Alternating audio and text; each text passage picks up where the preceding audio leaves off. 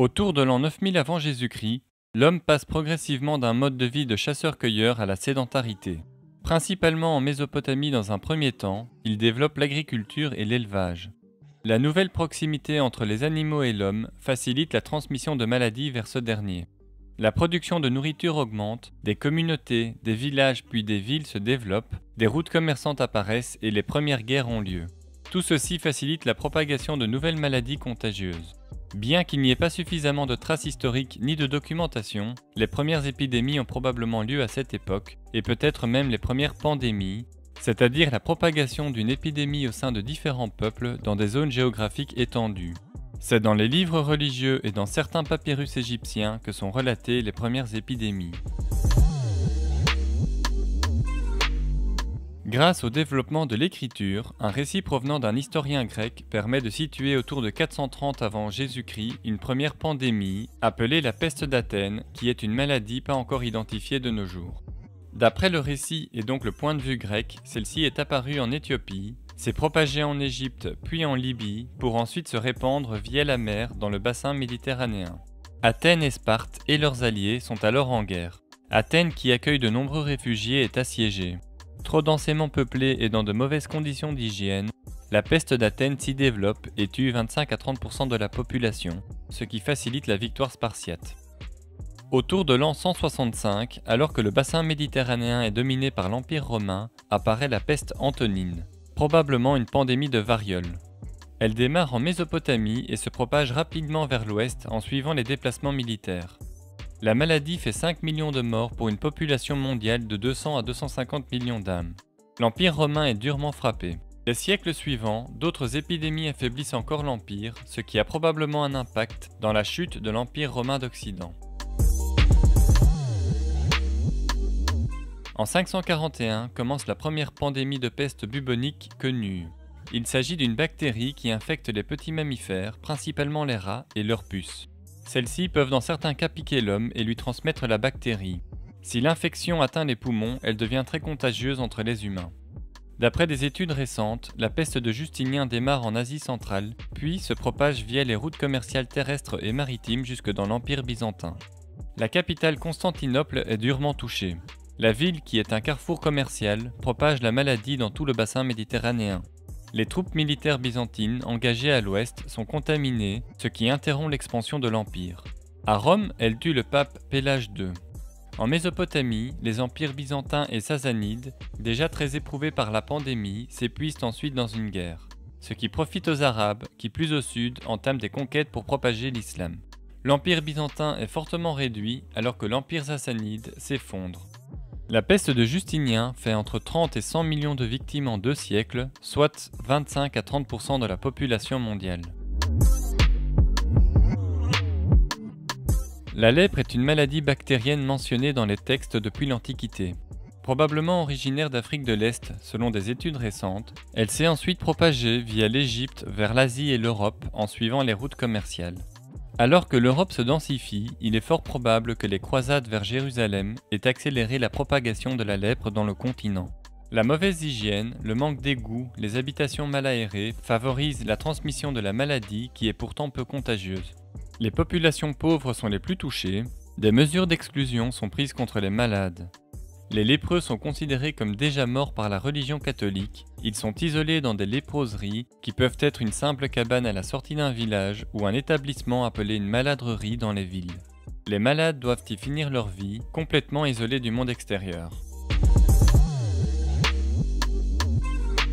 La peste noire est la deuxième pandémie de peste bubonique. Originaire des steppes d'Asie centrale, elle se propage dans tout le continent.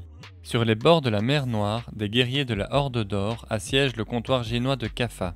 Affaiblis par la peste, ils catapultent leurs morts dans la ville afin d'y propager la maladie. Des rats ont aussi probablement contaminé la ville. Après l'échec du siège, les marins génois reprennent le commerce à travers l'Europe, propageant la peste dans les villes portuaires. La maladie se répand ensuite à l'intérieur des terres. Seule une grande partie de la Pologne, de la Bohême et de la Hongrie est épargnée. La peste se développe particulièrement dans les zones densément peuplées et touche plus durement les populations pauvres, mal nourries et vivant dans des conditions insalubres. Les médecins sont dépassés. En quelques années, la maladie fait 200 millions de morts dans le monde, dont un peu moins de la moitié de la population européenne. Le continent mettra 2 siècles pour retrouver sa démographie d'avant la maladie. La peste noire est endémique, c'est-à-dire qu'elle fera plusieurs réapparitions locales les siècles suivants. Des mesures préventives apparaissent, notamment à Venise, où les navires doivent attendre 40 jours avant de pouvoir entrer dans le port, afin de s'assurer qu'il n'y ait pas de malades. Ce sont les premières quarantaines.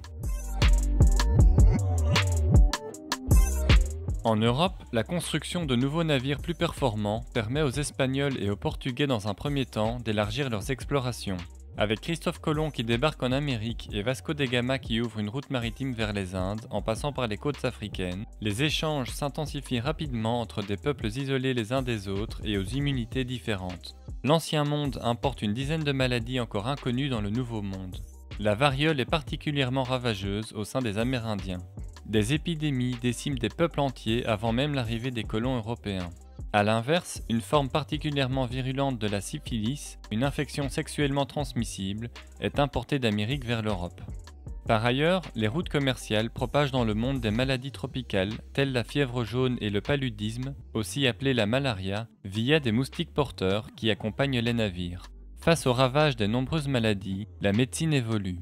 En 1768, John Fuster, un apothicaire anglais, constate que les hommes porteurs du virus de la vaccine, une maladie dangereuse pour les bovidés mais pas pour l'homme, sont protégés du virus de la variole.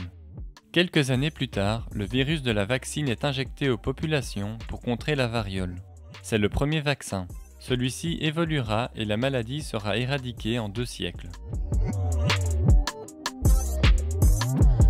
Le choléra est une infection bactérienne qui ne touche que l'espèce humaine par ingestion d'eau ou de nourriture contaminée.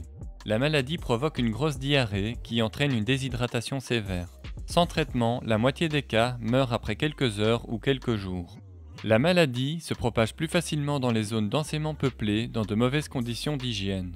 La première pandémie débute en 1817 dans les environs du Bengale et se propage en Asie, en Afrique et jusqu'aux portes de l'Europe. 5 autres pandémies de choléra suivront dans le siècle à venir et frapperont le monde entier. En 1855, à l'ouest de Yunnan en Chine, débute la 3e et dernière pandémie de peste bubonique. Celle-ci se propage lentement jusqu'à la ville portuaire de Hong Kong, d'où, en quelques années, elle est diffusée par des navires dans les ports du monde entier. Mais cette fois, des biologistes et médecins français découvrent la bactérie responsable de la maladie et le rôle de la puce du rat dans sa propagation. Un sérum est créé et des mesures de dératisation des bateaux sont prises, ce qui limite le nombre d'infections, principalement dans les pays développés. Les Indes britanniques sont tout de même très touchées, avec environ 10 millions de morts, alors que la Chine compte 2 millions de victimes. La grippe est une maladie infectieuse difficile à contenir car elle est provoquée par 4 types de virus différents qui peuvent rapidement muter et engendrer de nouvelles épidémies. La première grande pandémie de grippe, appelée la grippe russe, a sévi en 1889 et 1890, au départ des steppes eurasiennes vers tout le continent européen et jusqu'au continent américain. Mais c'est surtout la seconde pandémie de grippe, dite espagnole, qui est la plus ravageuse.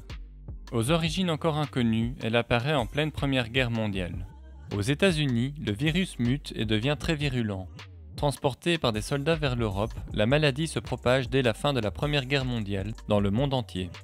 1/3 de la population mondiale est infectée, environ 50 millions de personnes en meurent. La grippe provoquera encore 2 pandémies qui feront chacune environ 1 million de morts. La première dite asiatique en 1957 et la seconde de Hong Kong en 1968. Originaire du centre de l'Afrique, cela fait environ 60 ans que le virus provoquant la maladie du sida s'est transmis du chimpanzé vers l'homme lors de la chasse. Le virus s'est lentement répandu jusqu'à atteindre Léopoldville au Congo belge, d'où il s'est propagé en suivant les cours d'eau et les chemins de fer. Après l'indépendance du pays, le virus se répand dans tout le continent. En 1964, le retour de travailleurs haïtiens contaminés le propage en Amérique du Nord, notamment aux États-Unis dès 1970. En 1983, à Paris, l'Institut Pasteur identifie le virus VIH qui provoque le sida. La maladie affaiblit les défenses immunitaires et facilite donc le développement d'autres infections. Le sida se répand ensuite mondialement jusqu'à être qualifié de pandémie en 2005. La prévention, les traitements et les moyens contraceptifs permettent de freiner la maladie qui a fait environ 30 millions de victimes ces 30 dernières années. Aujourd'hui, quelques 40 millions de personnes sont porteuses du VIH.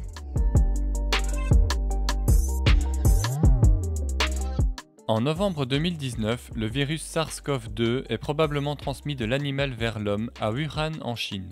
Profitant de la mondialisation, la nouvelle maladie se propage très rapidement, si bien que le 11 mars 2020, l'Organisation mondiale de la santé qualifie l'épidémie de pandémie.